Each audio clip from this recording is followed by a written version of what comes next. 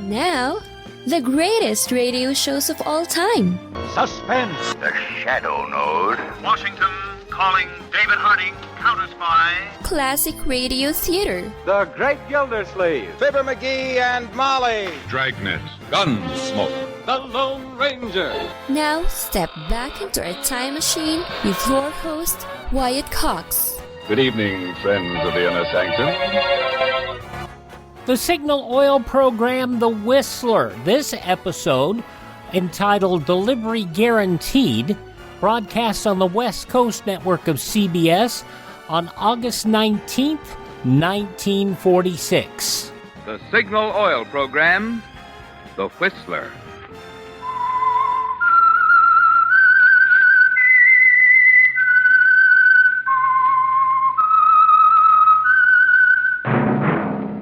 That whistle is your signal for the Signal Oil program, The Whistler.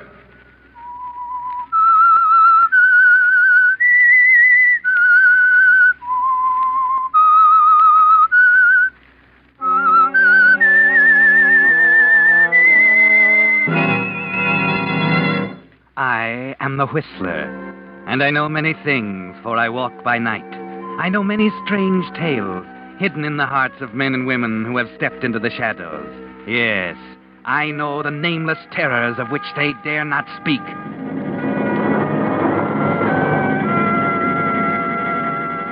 Yes, friends, it's time for The Whistler, rated by independent research the most popular West Coast radio program. And remember, let every traffic signal remind you, with new Signal gasoline, you do go farther than ever. Look for the familiar big yellow and black circle sign that identifies those popular Signal service stations throughout the West from Canada to Mexico. And now the Whistler's strange story. Delivery Guaranteed.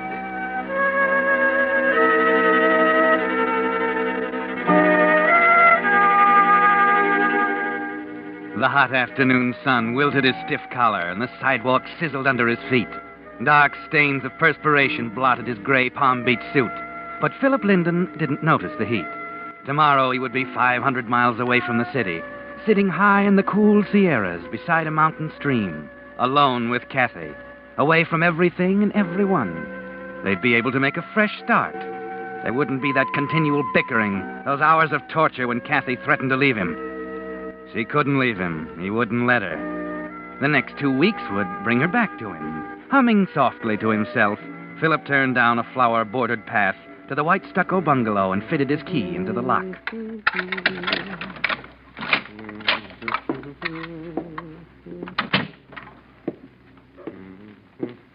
Kathy?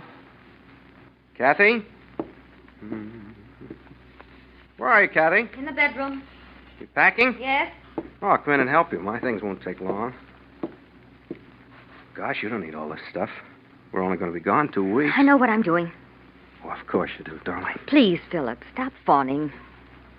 Sorry. Are you going to take this old trunk? Yes? But why? It's big enough to hold everything you own. Mine, isn't it? Well, sure, but that's not what I meant. Please, get out of my way, Philip. I want to pack this evening gown. Well, there's no hurry. The train doesn't leave until tonight, dear. There's plenty of time. Hand me that jacket. Yes, dear. No, not that one. The one with the sequins. I'm sorry. Here it is. Do you think you'll need these formal clothes? We're only going to a mountain cabin. Oh, please, don't be stupid, Philip. I'm not going on your silly little vacation.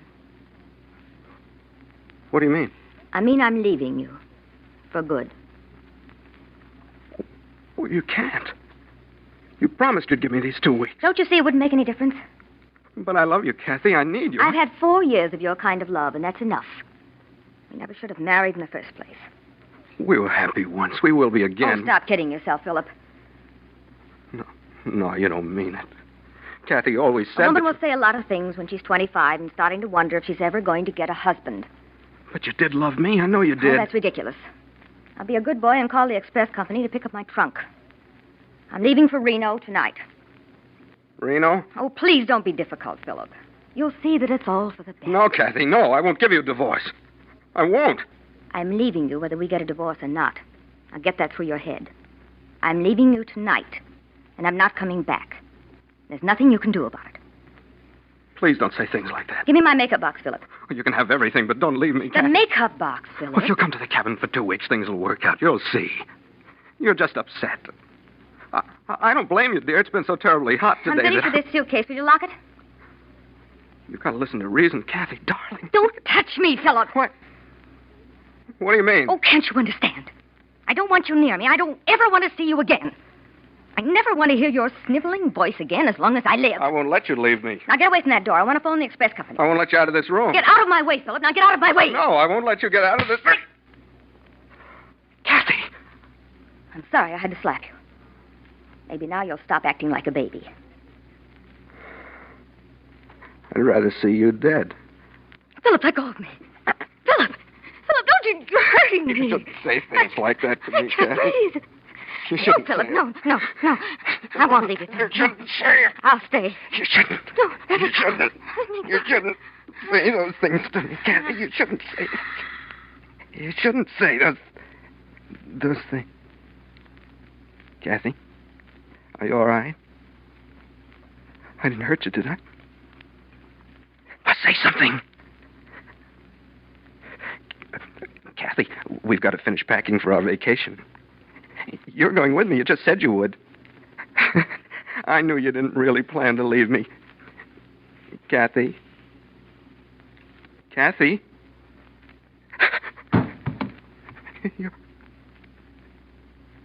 She's dead. Kathy's dead. I've killed her.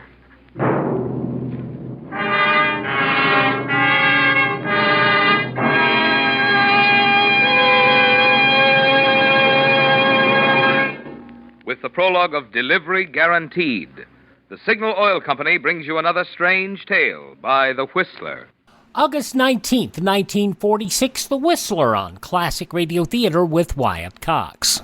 Veterinary telemedicine is booming. Hi, I'm Dr. Lori Teller, president of the American Veterinary Medical Association, and I know firsthand that telehealth is a valuable tool to help provide our precious pets with the healthcare they need and deserve. Here are some situations where telemedicine may be an option for you and your pet. If the veterinarian has seen your pet in person in the past. If you're not sure you need to schedule an in-person visit. If your pet had surgery and needs post-operative follow-up. For skin diseases and rash rechecks. When your veterinarian needs to monitor your pet's chronic problems such as diabetes or allergies. If there are behavioral issues or training challenges. Or for hospice care. It's always good to have your session in a quiet place with good lighting. If you're not sure if you should set up a telehealth session, call your veterinarian and they'll let you know. To learn more, check out avma.org/telehealth. avma.org/telehealth. Classic Radio Theater with Wyatt Cox here on your favorite station. Now more of The Whistler, Delivery Guaranteed, August 19th, 1946.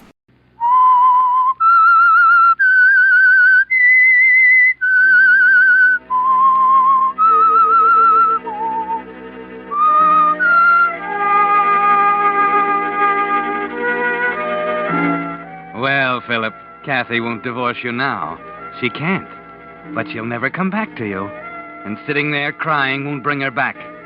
You didn't mean to kill her, but that won't make any difference to the police. They'll call it murder just the same. So you sit there, your head in your hands, wondering what to do. Wishing you could run away and lose yourself in the quiet green Sierras. Then it comes to you. If you had Kathy's body up in the mountains, you could drop it off a cliff. Tell them she disappeared while she was out hiking. You're standing up now, tense, the blood pounding in your temples. You're thinking now, looking at the trunk still open in the corner of the room. The trunk. It ought to be easy. No, call the express company first. I'll have to leave tonight. Let's see. Electricians, engineers, express. Here's the number. WI-21111. Good afternoon, Express Company. Hello? Hello, this is the Express Company. May I help you? Yes, I want to send a trunk up to a cabin in the Sierras near Silver Pine. Can you get it there all right? Oh, yes. We guarantee safe delivery anywhere. Your name and address, please. Philip Linden, Linden, at 671 Court Terrace. Court Terrace. We'll send a man over right away, Mr. Linden. Well, the trunk isn't quite packed yet. Well, it'll be about 20 minutes before a man can get there. Will that give you enough time? Yes. Yes, I'm sure it will.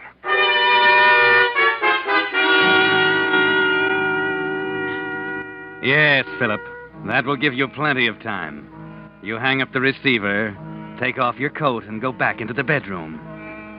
10 minutes later, it's done. You throw some of Kathy's clothes on top, let the cover down, snap the lock shut, and write out the shipping tag clearly, so there can't be any mistake.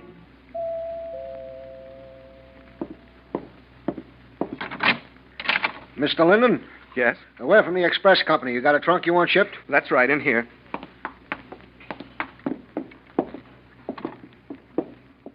Sure is a scorcher, ain't it? What? It's really hot. Hottest day we've had this year, I guess. Oh, yes, I suppose it is. This the one? Yes, be careful with it. Oh, sure. You know our motto, safe delivery guaranteed. You want us to go collect? Otherwise, we gotta weigh it and come back. No, send it collect. Okay. Where'd she go? She? The trunk.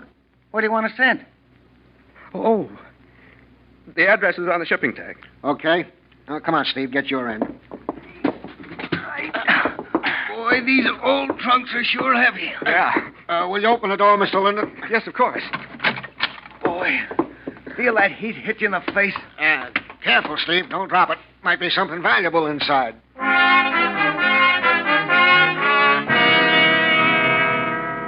Well, they're driving away now, Philip, taking Kathy with them. There's nothing more to worry about.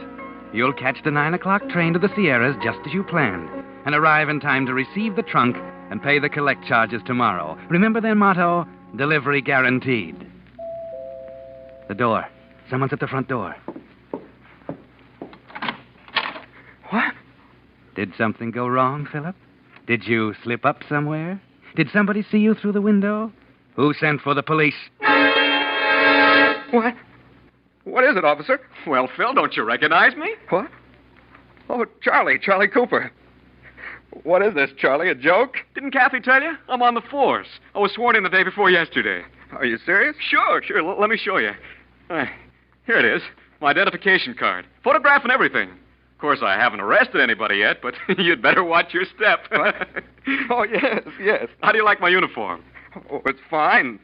Fine, Charlie. Well, you don't seem very glad to see me. Aren't you going to invite me in? You're not afraid of a cop, are you? No, of course not. Come on inside. Well, that's more like it. You know, someday you may be glad to have a policeman for your next-door neighbor. Why do you say that?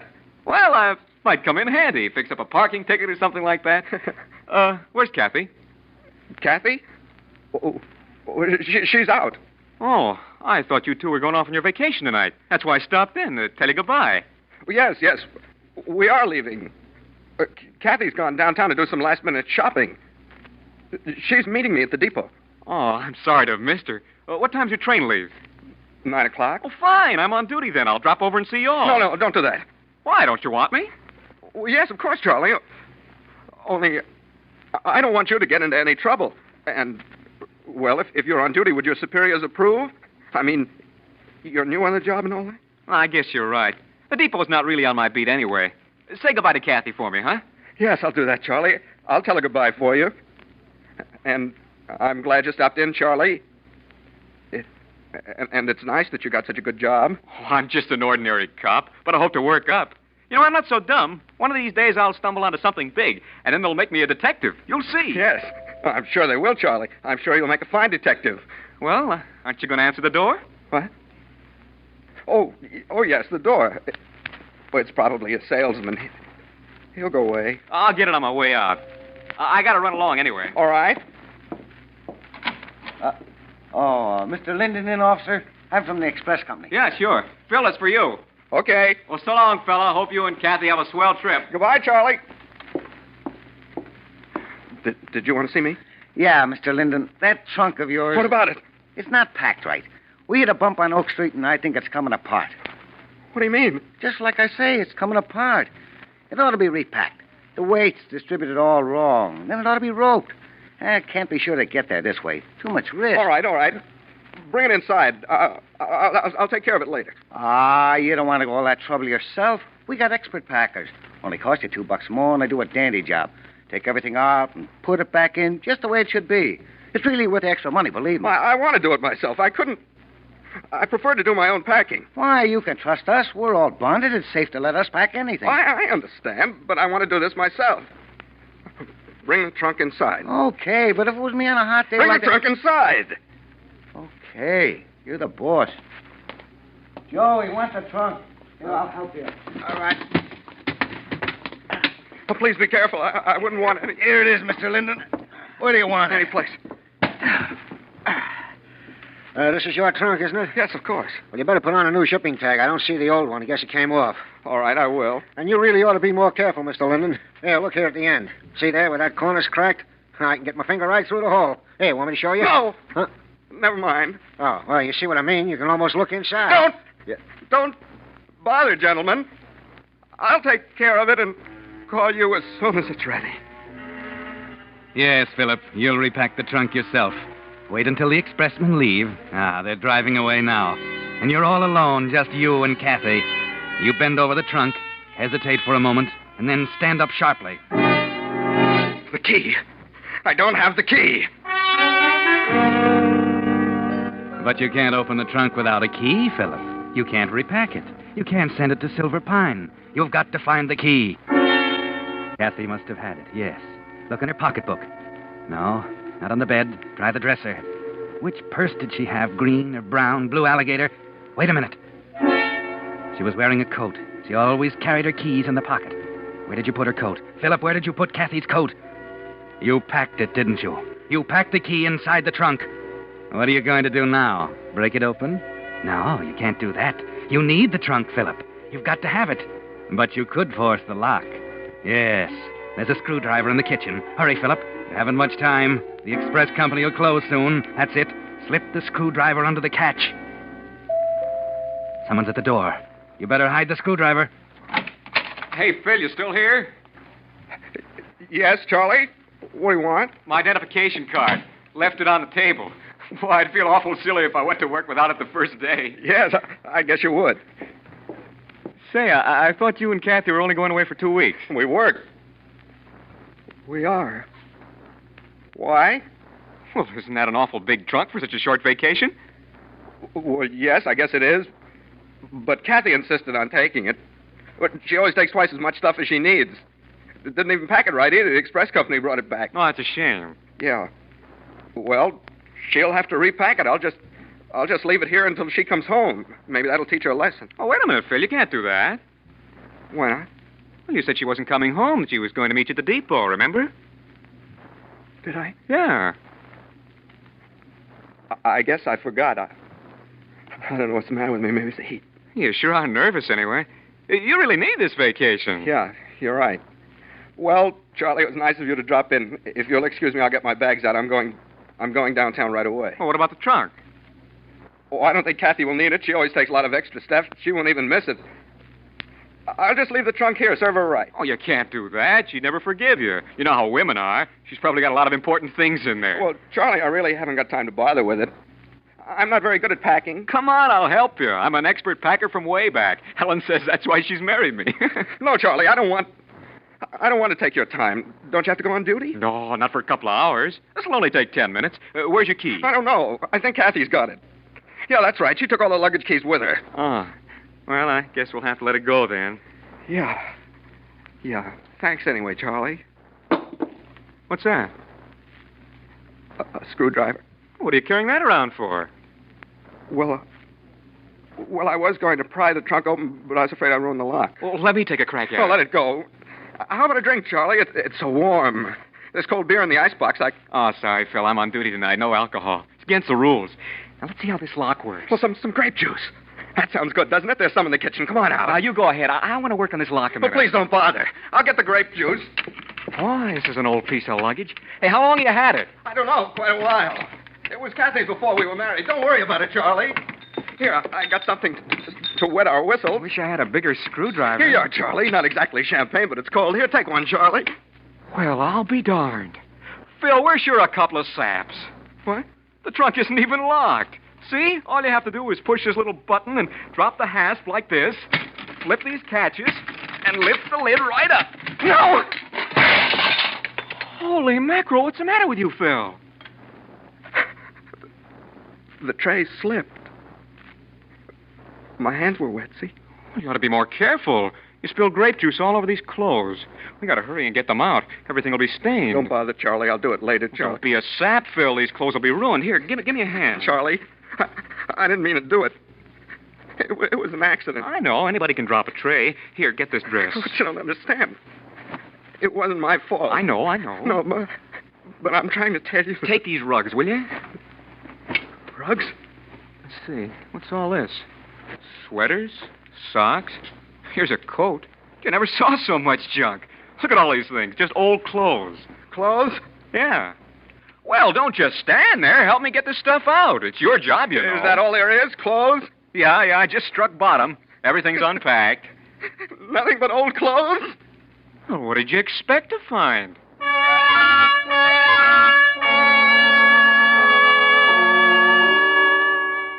From August 19th, 1946, The Whistler on Classic Radio Theater with Wyatt Cox.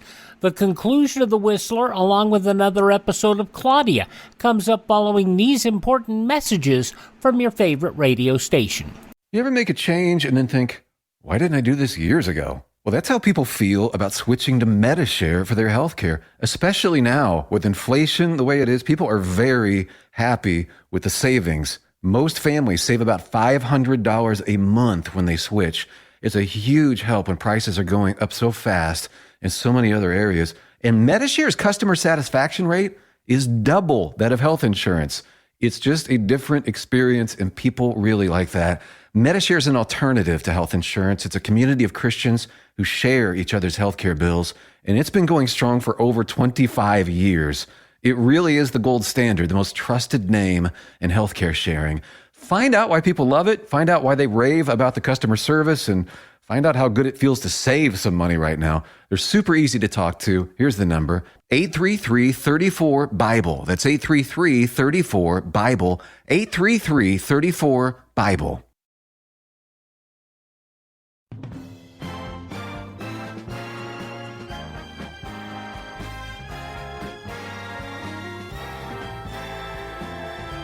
Thank you for tuning in to Classic Radio Theater with Wyatt Cox. Now the startling conclusion of The Whistler, August 19th, 1946. Yes, Philip. It wasn't exactly what you expected, was it? Kathy's gone. You put her in the trunk. You know you did, and now she's gone. Where could she be? It doesn't matter. You're safe for a while. At least Charlie doesn't know what you've done. Of course, it could all be a mistake. They may have brought the wrong trunk back. Then you wouldn't have anything to worry about. Unless they delivered your trunk to another address. Charlie, this isn't my trunk. Well, you said it was. I know I was wrong. It looks the same. But those aren't Kathy's things. I can tell. That isn't what was packed in the trunk at all. Well, why didn't you say so before? I got this stuff spread all over the floor. I'm sorry. I wasn't sure. I'd better go right down to the express company and see them. Nonsense. It's their mistake. Just call them on the phone and tell them to come and get this one. Yes, that's a good idea. I hadn't thought of that. I'll call them on the phone. Go ahead. I'll put these clothes back in. Thanks, Charlie. What now? Maybe they've still got my trunk and they've mixed it up with this one. Maybe they'll deliver it to the wrong place. I ought to try and catch them. Don't be silly. Use the phone. They'll come back to the office sooner or later. Why are you so worried about an old trunk? It can't be so valuable. All right, I'll telephone. The number's right here. 5, 2, 1.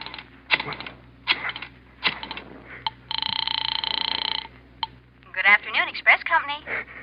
This is Philip Linden. You've got to help me. Yes, Mr. Linden. My trunk, I was shipping it to Silver Pine, you remember? Yes, haven't the men come yet? Well, they've been here all right, but they brought the trunk back. They said it had to be repacked. I see. Do you want us to pick it up now? No, I mean, yes. I mean, it isn't my trunk. They sent back the wrong one. Well, that's odd. They don't usually make mistakes. What kind of a trunk was it, Mr. Linden? It was an old-fashioned wardroom style. It was black with brass fittings. Just a moment. The truck's driving in now. I'll ask the boy. All right, thanks. Have they got your trunk down there, Phil? I don't know. They're looking for it now. They've got to find it, Charlie. They've got to find it. Don't get so excited, Phil. It's not a matter of life and death. Hello, Mr. Linden. Yes, hello. Yes, we do have another trunk here that answers that description exactly. They picked up 2 of them out your way. Well, that must be mine then. They got them confused, that's all. I'm sure it is. But Sure. the shipping tag on this one's been lost. We'll have to check the contents to be absolutely certain. Don't do that. Besides, it's locked. You can't look in it. We have master keys here from all the trunk companies. It'll take just a minute. No trouble. Please, don't trouble. Oh, it's no trouble at all. Steve, open up that trunk, will you? The man's waiting on the phone. He'll have it open in a moment, sir. Now, for identification purposes, would you please describe some of the contents? Did they find your trunk, Phil? Yes, they did. Charlie, there's something I better tell you. They'll know anyway, as soon as they open the trunk. Kathy's dead, Charlie. I killed her.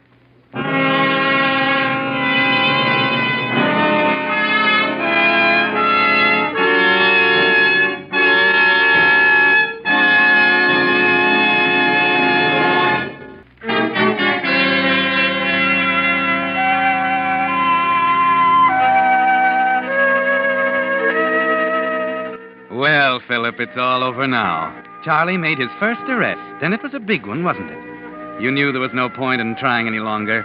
The minute they opened the trunk at the express office, there would be the first terrible moment of discovery, the hue and cry, the police alarms, and you couldn't face it. It was much easier to hang up the telephone and tell it all to Charlie calmly and quietly. So Charlie made his first arrest, and he'll probably get a promotion. Of course, he had nothing to do with it, really. It was the express company, and that nice girl clerk you talked to on the telephone. Hello?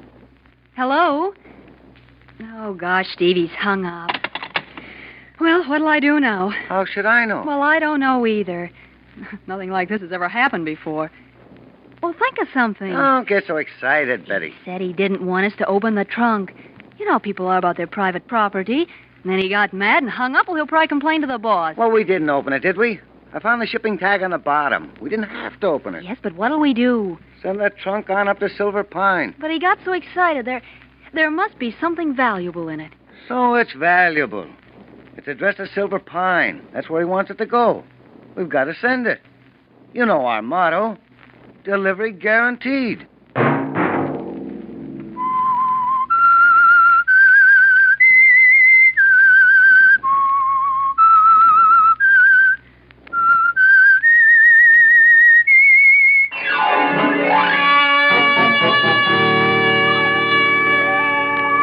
Next Monday at 9 o'clock, The Whistler will bring you another strange tale. The Whistler is broadcast for your entertainment by the marketers of Signal, gasoline, and motor oil, and fine quality automotive accessories, and by your neighborhood Signal dealer. Featured in tonight's program were Elliot Lewis and Lorene Tuttle. This program, produced by George W. Allen, with tonight's story by Robert Libet and Frank C. Burt, music by Wilbur Hatch, is transmitted to our troops overseas by the Armed Forces Radio Service. And from August 19th, 1946, The Whistler on Classic Radio Theater with Wyatt Cox. Now on Classic Radio Theater with Wyatt Cox, an episode of the soap opera Claudia. They're back home. This episode originally broadcast August 19th, 1948. And now, Claudia. Hey, Claudia. Claudia, what are you standing over there at the window mooning about? I'm not mooning, I'm looking. I don't see what you can be seeing out that window. It's pitch black out tonight. That's it exactly. I couldn't see anything. I've Yeah. never seen anything as dark as this night. Well, come to bed. I'm sleepy. Ooh, too hot for blankets. I'm sleepy too. Oh, so far away. What's so far away? Everything. From this bedroom window, there's no other world at all. No? At least not within sight or reach. It's as if in this house we were alone in the middle of nowhere. As Jared Tucker would say, tain't so. Tain't it? so, tain't so at all, just tain't. No. Oh, I suppose it just feels this way because we spent last night in New York and everything's so near in New York. New York, if you want my opinion, is claustrophobic. My, what a big word for a sleepy man. Almost woke me up saying it. Is it late? Yes, let's see. It's past midnight. Midnight? Mhm. Goodness, how'd it get to be so late so early? What happened to 10 o'clock and 11 o'clock? They went down to the corner to get a Coke. They did? Mm-hmm. I didn't even notice them going. They tiptoed out very quiet. Oh, I see. Do you suppose anybody else in Eastbrook is up and awake? Well, I'm neither up nor awake. No, I guess everybody else is asleep. I didn't see a single light burning while I looked out the window. Quit yarning. You make me yawn. You said before that you didn't see anything at all. Funny feeling. Everything far away. No world at all beyond the windowsill. David, give me your hand. That's better. Good night, darling.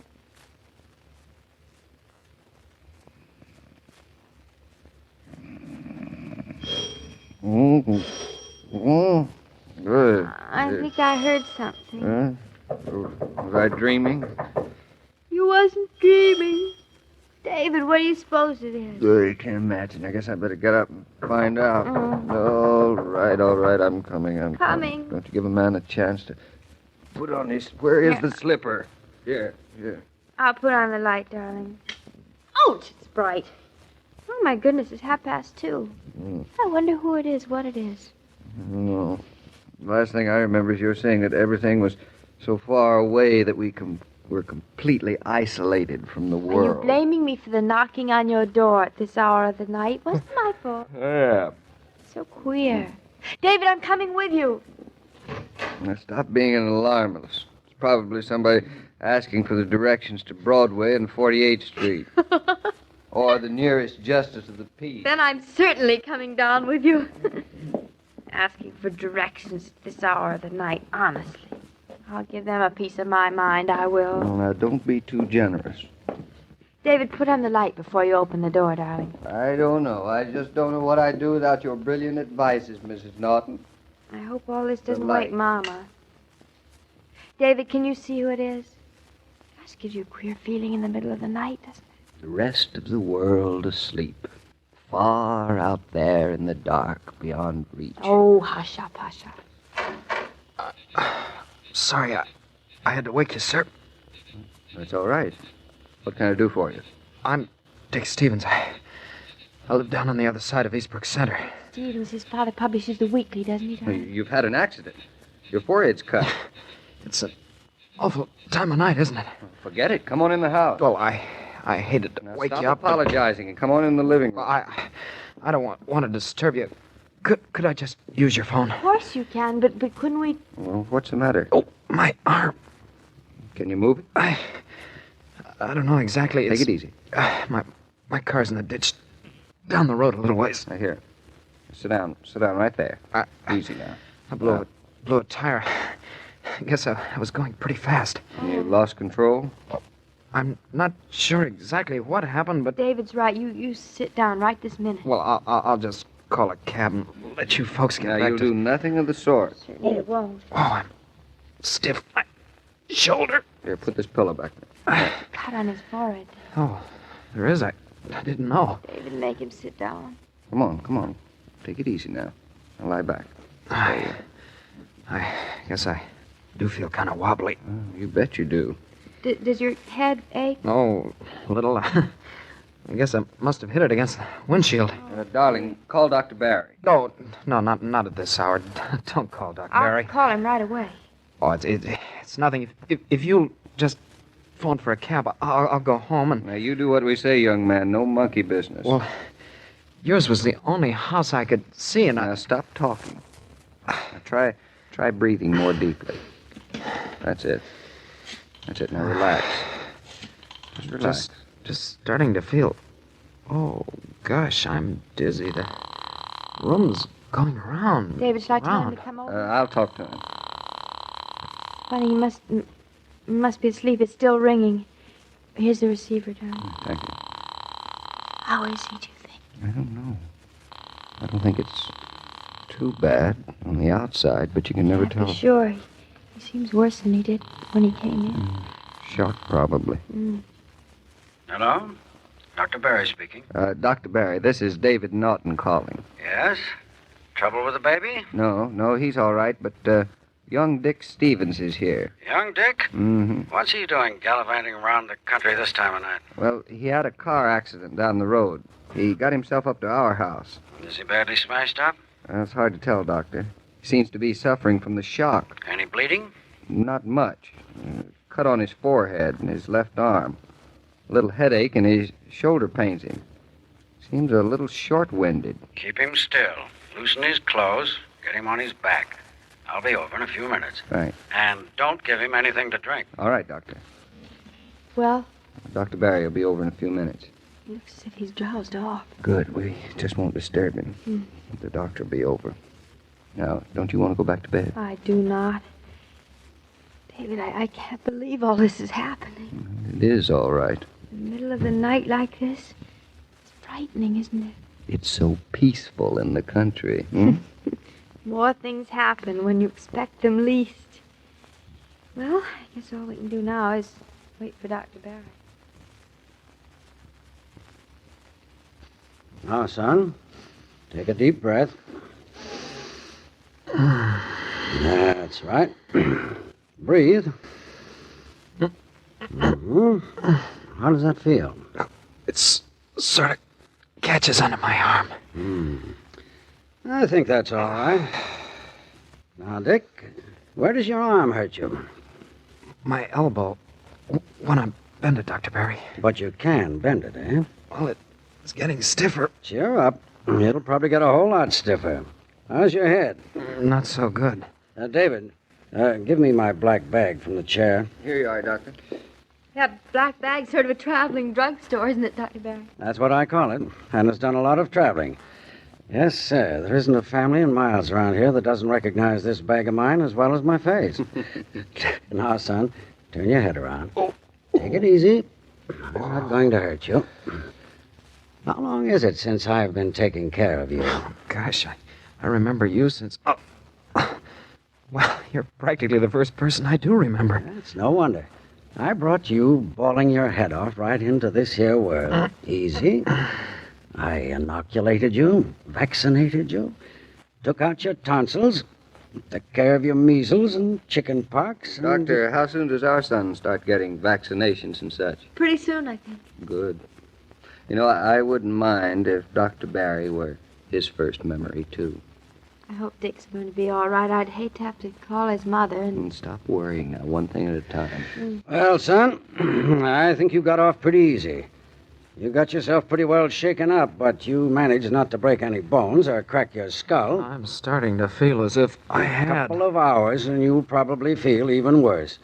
But you'll live, so you've got nothing to complain about. Say, I'm not complaining. I'm just glad there wasn't a telephone pole in that ditch. Is there anything special we should do, Doctor? Well, I suggest that Dick here get himself right into bed. No more driving around tonight. What about his spending the night here? I don't mind him driving home. Your family home, Dick? Well, Mom's away. I was on my way back from driving her to Boston. But Dad's home. Why don't we just call him up and tell him what happened without worrying him? And then you can spend the night with us. That'll save Dr. Barry a trip, and we'll be sure everything's all right for Dick. Well, it's up to him. I'll prescribe. I'm the medico here. I prescribe a night with the Nortons for you, Dick. Your mother's away, but Mrs. Norton will keep her eyes on you. Well, I better call Dad. I wouldn't want him to worry in the morning. I'll call your father, Dick. The phone's out in the hall, Doctor, under the stairs. Thanks. Gee, I feel as if I'd played too much football or something. Is there anything special I should do, Dr. Barry? Give him one of these pills with a hot cup of tea. He'll sleep all right and wake up a whole lot more chipper in the morning. I'm certainly relieved you came out to see him. Well, I've known this boy a long time. And his family, too. Good people, the Stevens. Well, it's the first time we've met him. Oh, one way or the other. You'll meet everyone around here. How would you like something to eat before starting home? No, thanks. No middle-of-the-night snacks for me anymore. But, while I'm here, anybody else need medical treatment? We're all fine, knock wood. Even the cat and the dog. That's the kind of talk I like. And the baby? Getting enormous. He looks like David. There's a slight resemblance around the left ear, Dr. Barry. That's as far as it goes. I'll judge for myself. I'm coming to call on the young man, maybe tomorrow or the next day. You'd better warn him. Well, I'll be getting home. Mrs. Barry needs her sleep, and she won't have any of it until I'm safe in bed myself. I should think you'd be needing some sleep yourself, Doctor. I learned to go without it many years ago. Thanks ever so much for coming. Now, any more trouble with Dick, just call me. Well, there won't be any need, I'm sure. Well, Dr. Barry, now more than ever, I'm glad we settled in Eastbrook. Glad you did myself. Good night. Good night. Oh, isn't it a relief, darling, that everything's all right? Such a dark, quiet night.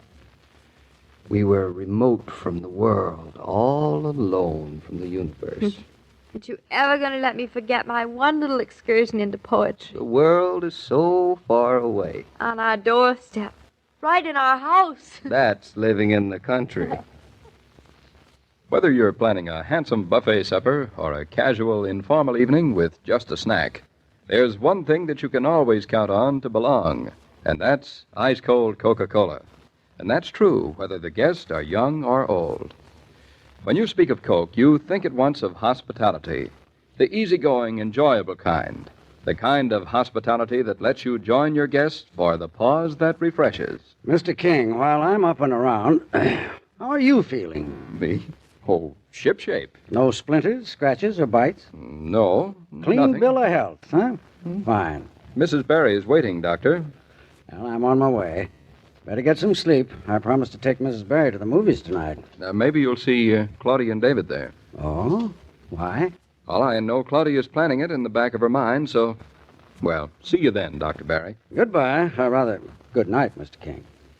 Every day, Monday through Friday, Claudia comes to you transcribed with the best wishes of your friendly neighbor who bottles Coca-Cola. So listen again tomorrow at the same time. And now this is Joe King saying au revoir. And remember, whoever you are, whatever you do, wherever you may be, when you think of refreshment, think of Coca-Cola. For Coca-Cola makes any pause the pause that refreshes. And ice-cold Coca-Cola is everywhere.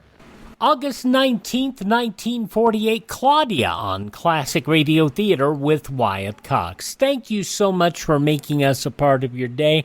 Gosh, remember the days when a doctor would come to your home? Yeah. Let's see, what was I saying? If you miss a day, you don't have to miss a single show on Classic Radio Theater with Wyatt Cox. You can find all the information at classicradio.stream. That's classicradio.stream. You can stream our shows on demand, learn more about classic radio collecting. You can find a link to information on all the places our shows are available as podcasts, so you can download them for your collection. You can also find our social media links. You can contact me, and if you like what we do here, you can help us acquire additional collections of classic radio shows from collectors by using the Buy Me a Coffee function. That's at classicradio.stream.